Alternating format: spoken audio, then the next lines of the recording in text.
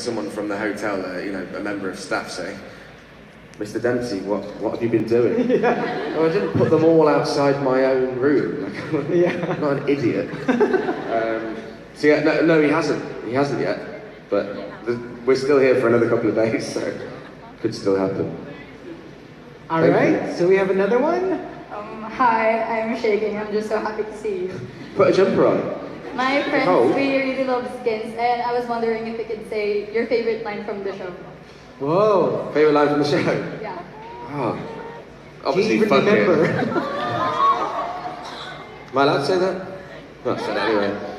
God, I don't even remember the lines anymore. It's been 10 years. Yeah, fuck it, yeah, that's that.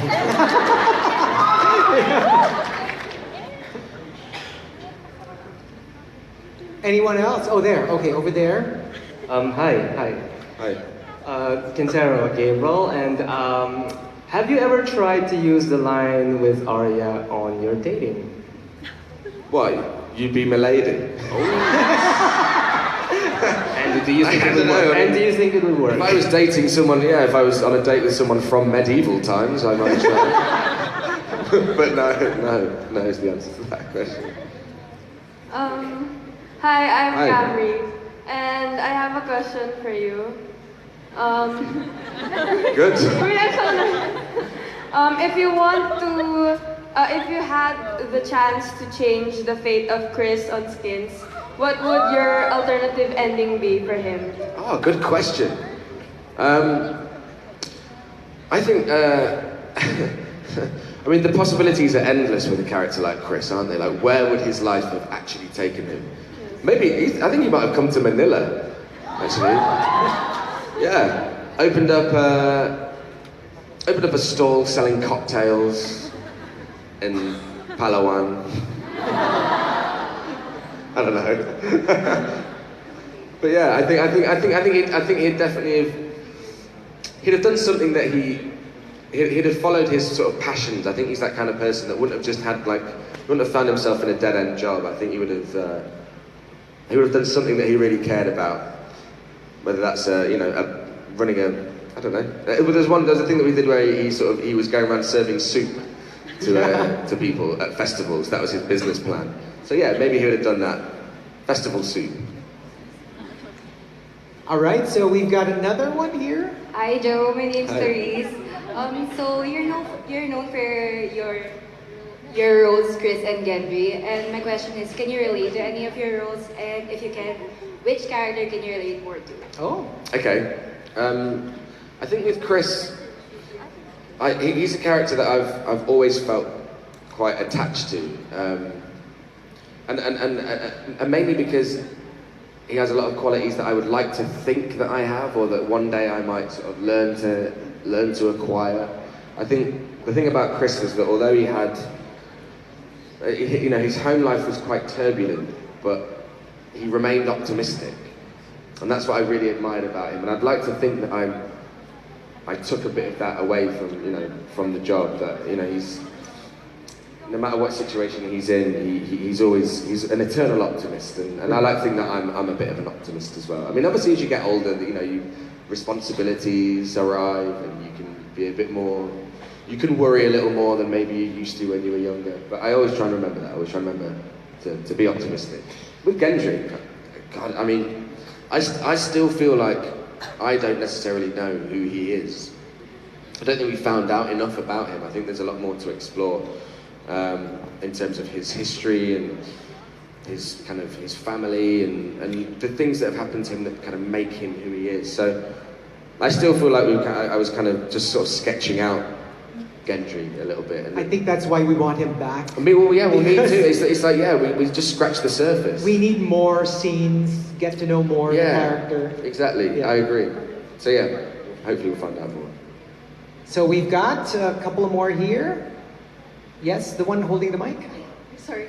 Okay. My name is Florence and I'm very, very nervous. This is my don't be nervous. I'm shaking. Because you mentioned Power Rangers. Yeah. What shows do you still want to be part of? What shows do I still watch? Well, okay, so I'm pretty bad at watching TV, which is weird for an actor, isn't it? You think you'd kind of watch everything, but there's just so much good stuff out there that it's so hard to keep up with everything. But the thing that I'm watching at the moment is Stranger Things. And,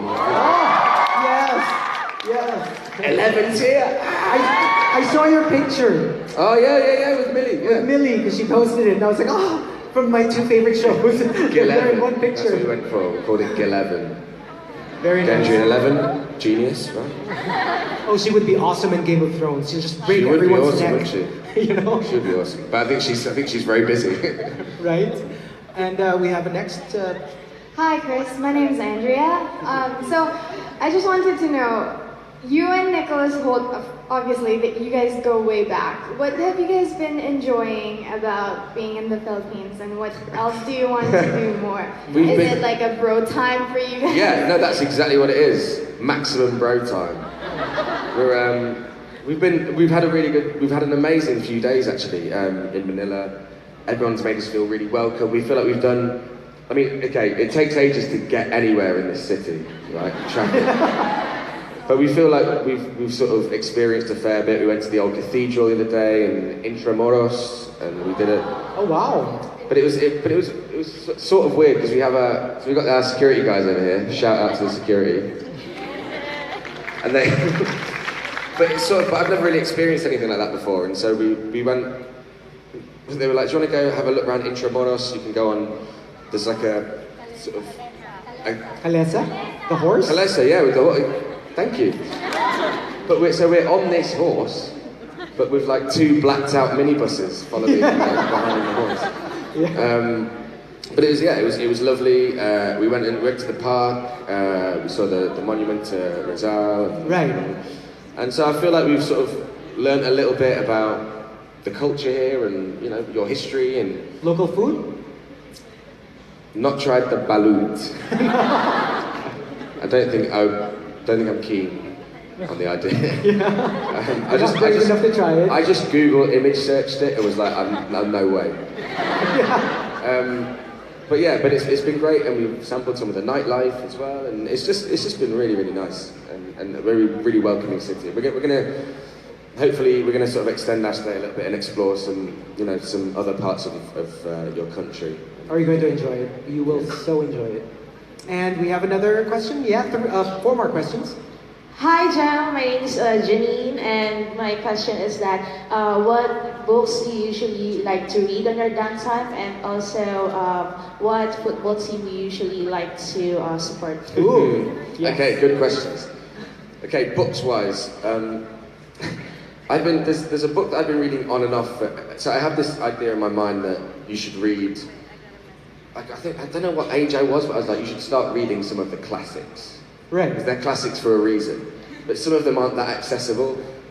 I've been reading Crime and Punishment for about a year. That is a huge book. And then you sort of like read it for like a month and you go, I need to put this down. Yeah. And then you come back to it later. So I'm nearly there. I've just started reading A Brief History of 7 Killings by Marlon James. I don't know if anyone knows it. It won the Booker Prize last year. Mm-hmm.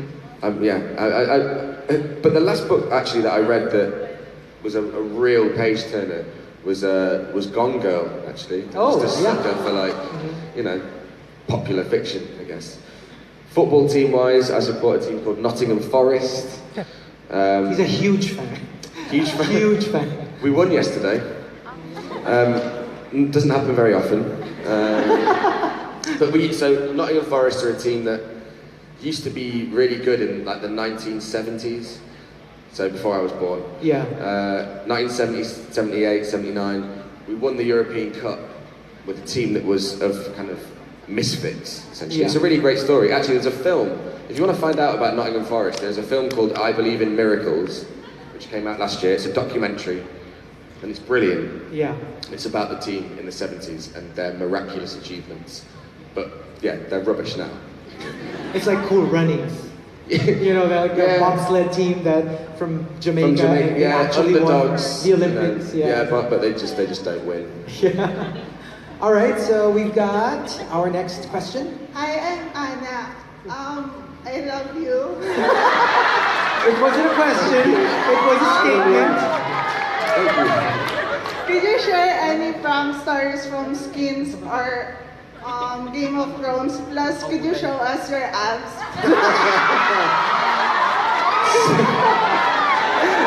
Afraid not. I haven't been to the gym for a while. I'll come back in a month and do some press-ups or something. They're like, it's okay. What was the... No way, it's not happening. Stop asking. Doesn't matter how often you ask. But what's the first part of the question? Any any stories? Like pranks on Game of Thrones or Skins? No. Okay. On Skins, we used to, obviously we were all very young. You've got to bear in mind that we're all very young at this point. So we were sort of experimenting, basically with getting drunk for like the first time. Yeah. Hello. Okay, here, try this. Hello. Oh, there you go. I'm a genius. We used to, so we were all sort of like just kind of getting drunk for the first time. And Dev in particular, we used to pretend that there was a guy called John. Yeah. Who was after him. He was coming to get him. Yes. So he'd be drunk in his room, and we'd ring. We'd be on I'd go into my room and I'd ring the phone in his hotel room and pretend to be this guy John, and he wouldn't know it was me. Yeah. On the stupid voice, and say, "I'm coming to get you." He'd go away, John. Leave me alone, John. That's basically it. It's not a great story, really, is it? You basically invented a fake stalker. Yeah, a fake stalker to terrify a friend with. Just to scare him. Yeah, just to like really terrify a friend with. Game of Thrones, no, not really. I mean, in terms of pranks, no one's really. You didn't have an on-set prankster? We had, Ben Hawkey, who played Hot Pie.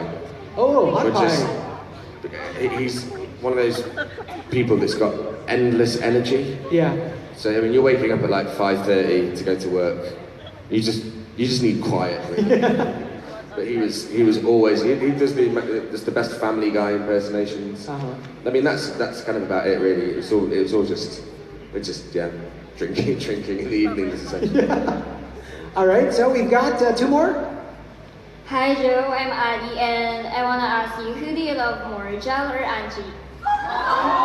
Jal or Angie? Interesting question. Obviously, for me, because I'm such good friends with Larissa, Jal. But didn't Angie look like Katy Perry? Like Katy Perry wasn't even famous then. But then I saw Katy Perry, I was like, Angie? Yeah. Okay, and final? Hi Joe, I'm Lisette. This is about Game of Thrones. What did you do when you first met your co-actors? Sorry, can you repeat that? What did you do when you first met your co-actors? Like first time you met your co-actors on Game of Thrones? How was the whole process? It's been incredible actually. That's one of the lovely things about Game of Thrones, that there are so many people who I admire as actors. And it'd be nice to get to work with a few more of them at some point. It's kind of, all the stories are quite self-contained on Game of Thrones, all the storylines, so you're kind of ships in the night. There's so many of them that it took a while to actually meet everybody. Some of them I knew before anyway. I knew Alfie a little bit before and stuff, but you got to remember that Kit Harington, no one really knew who Kit was before Thrones, so it wasn't like walking into a room full of really famous people and being really starstruck. We all just didn't really know what we were letting ourselves in for with Thrones. We were all really, really buzzing to be part of this job that we thought was going to be something a little bit special, but we had no idea. We had no idea it was going to be what it was. All right, so before we let you go, you have your latest show is One of Us. Yeah, it's just started back It's over just in started, England. so we're excited to see that. What's it like? Can you give us a very quick idea of what it's about? It's kind of a psychological thriller. It's about these two families who live on adjacent farms in a remote part of Scotland. Yeah. And they are struck by a terrible tragedy. So there's the son of one family and the daughter of another have grown up together. They've got married. Yeah. And right at the beginning of the series, they're both brutally murdered. Okay. But you see the killer, so it's not a a mystery in that regard. It's not a whodunit. It's not a whodunit in that regard, but then the story kind of unfolds, and there's obviously every character kind of has a secret that will be revealed as as the show progresses. And so it's a really it's an interesting character study. It's very claustrophobic, and great actors again in it. Right. Juliet Stevenson, John Lynch. From The Fall, and just a really, really good ensemble piece. And there's something else that's going to be on in the UK next Thursday, called Ellen, and it's a one-off. It's a TV movie essentially. Okay. But it's been made by a director called Mahalia Bello, who I think is just really, really special. I saw it last week, and it's proper bold, brave filmmaking. It's not an easy watch, but if you guys can get hold of it over here, then try and check out Ellen. Next week. Yeah. All right, so thank you very much for joining us. And once again, ladies and gentlemen, Joe Dempsie! All right.